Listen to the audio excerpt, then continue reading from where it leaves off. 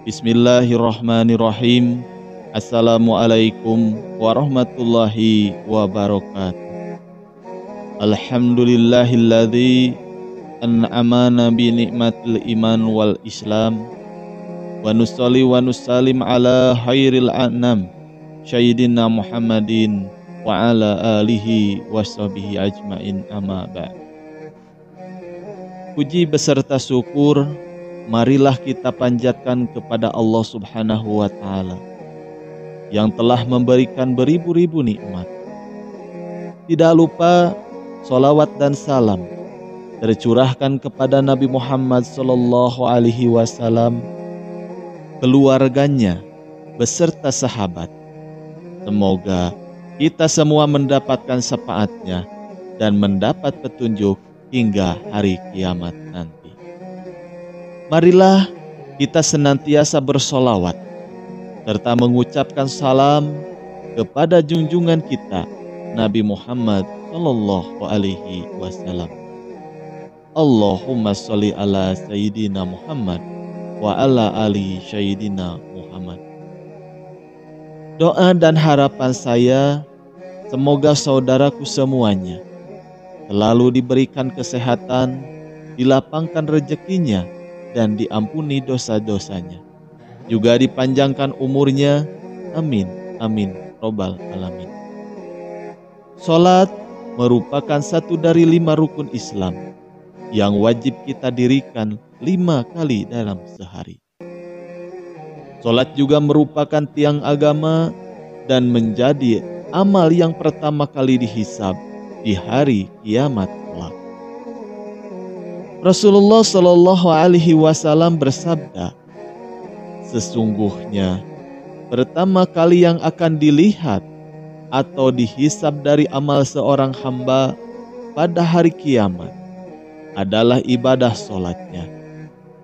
Bila ibadah sholatnya sempurna, maka diterimalah sholat dan seluruh amalnya.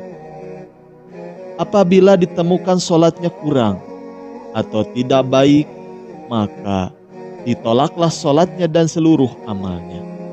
Hadis riwayat Tabrani.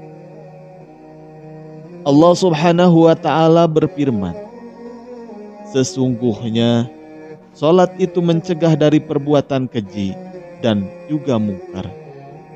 Dan ketahuilah, mengingat Allah atau sholat itu lebih besar keutamaannya dari ibadah yang lain. Allah mengetahui apa yang kamu kerjakan. Quran Surat Al-Ankabut ayat 45. Mungkin ada yang bertanya, ada orang yang rajin sholat, tapi mengapa sholatnya tidak mencegah dari perbuatan keji dan mungkar? Mulutnya masih saja menceritakan aib orang lain, senang dengan gibah, menggunjing tetangga, bahkan tak segan untuk menghina dan merendahkan sanak saudaranya. Orang seperti ini berarti tidak merasakan manfaat sholat. Dalam kehidupannya, dia tidak merasakan kenikmatan dari sholat yang dilakukannya. Maka besar kemungkinan sholat belum diterima oleh Allah Subhanahu wa Ta'ala. Bahkan ada yang celaka dengan sholatnya, seperti yang terdapat dalam firman Allah. Maka celakalah bagi orang yang sholat, yaitu orang yang lalai dalam sholatnya.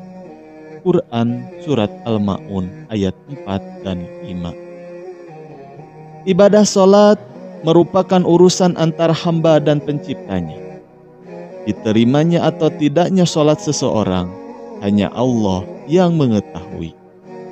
Kita hanya bisa mengetahui ciri-ciri atau tanda-tanda sholat seseorang yang diterima oleh Allah Subhanahu wa Ta'ala, sebagaimana dalam hadis qudsi yang diriwayatkan oleh Imam Al-Bazzar dari sahabat Abdullah bin Wahid Al-Harani. Sesungguhnya aku Allah hanya menerima sholat seseorang yang bersifat tawadu karena keagunganku, dan tidak mencela makhlukku, dan tidak membiasakan maksiat dan durhaka kepadaku. dan menghabiskan waktu siangnya untuk berzikir kepadaku dan mengasihi orang-orang miskin dan ibnu sabil, dan kepada janda miskin, dan mengasihi pada orang-orang yang terkena musibah. Dari hadis tersebut, kita bisa menyimpulkan bahwa ada 6 tanda orang yang diterima sholatnya. Yang pertama, orang yang gemar berzikir. Sahabat rahasia kolbu rahimakumullah, orang yang diterima sholatnya akan cenderung rindu untuk menghadap lagi kepada Allah Subhanahu wa Ta'ala. Dia selalu menunggu waktu sholat selanjutnya dengan hati yang gembira karena kerinduannya, sehingga dia akan cenderung berzikir mengingat Sang Pencipta Allah Subhanahu wa Ta'ala. Dia akan merasa tenang ketika berzikir. Allah Subhanahu wa Ta'ala berfirman, yaitu orang-orang yang beriman dan hati mereka menjadi tentram dengan mengingat Allah. Hanya mengingat Allah, hati menjadi tentram. Quran Surat Ar-Ra'd ayat 28. Yang kedua, orang yang tawadu kepada Allah. Sifat tawadu dalam sholat adalah sifat merendahkan diri, merendahkan hati, bahwasanya kita hanyalah seorang hamba yang sangat lemah. Mungkin di kehidupan dunia kita adalah orang yang terhormat, tapi di hadapan Allah kita hanyalah seorang hamba yang sangat kecil. Para ulama mengatakan, jika kita sudah berdiri di atas sajadah, sudah mengangkat tangan untuk takbir, ketahuilah kita sudah meninggalkan dunia. Kita sudah menghadap Allah Subhanahu wa Ta'ala. Yang ketiga, mampu mengendalikan hawa nafsu. Jika kita selalu mengedepankan keinginan daripada kebutuhan, di saat itulah hawa nafsu tidak bisa dikendalikan. Orang yang sholatnya diterima akan selalu mengedepankan kebutuhannya dan kemaslahatan orang banyak dibandingkan menuruti keinginannya sendiri. Yang keempat, tidak sombong. Tawadunya dalam sholat akan melahirkan sifat rendah hati dalam pergaulan dengan sesama manusia. Jabatan dan kekuasaan tidak membuat dia sombong, karena dia tahu itu semua adalah amanah Allah Subhanahu wa Ta'ala.